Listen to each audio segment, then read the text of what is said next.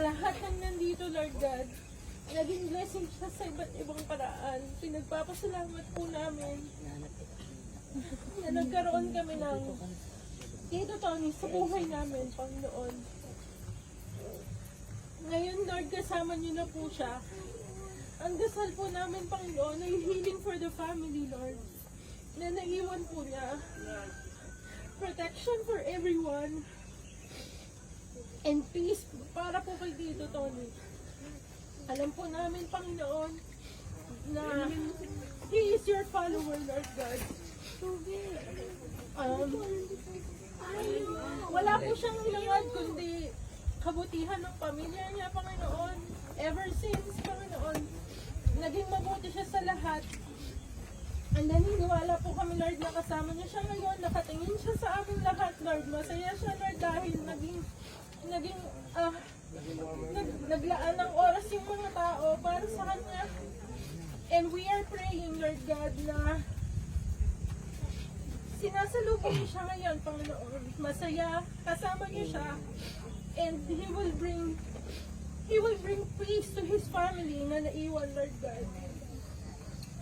Dito na po nagtatapos yung buhay niya, Panginoon, pero yung pamilya niya magpapatuloy, magsisilbing gabay po siya. Yung naging buhay niya, kung paano magiging ama, kapatid, anak, yung bawat isa sa amin, Panginoon. Tulungan niyo po yung family niya na matanggap kung ano man po yung nangyari. Tulungan niyo po kami na mag-move on. Tulungan niyo po kami na maniwala. Lord God, you are in control. We are claiming protection. We are claiming healing, Lord God.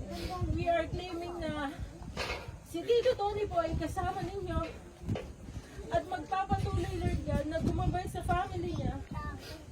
We are praying, Panginoon, na hipuin niyo po ang puso ng bawat isa sa amin, Panginoon. Na magkaroon po kami ng kapayapaan at yung peace na nanggagaling sa inyo, Lord, that's everlasting. Hindi po kami mabuhay sa takot, hindi po kami mabuhay sa pighati, Panginoon, sa pagkawala niya. Sineselebrate po naman yung buhay niya dahil naging mabuti po siya sa aming lahat.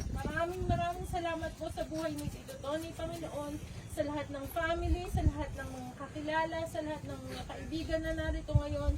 Kami po ay patunay kung paano siya naging mabuting tao, Panginoon. Maraming salamat po. This is our prayer in Jesus' name.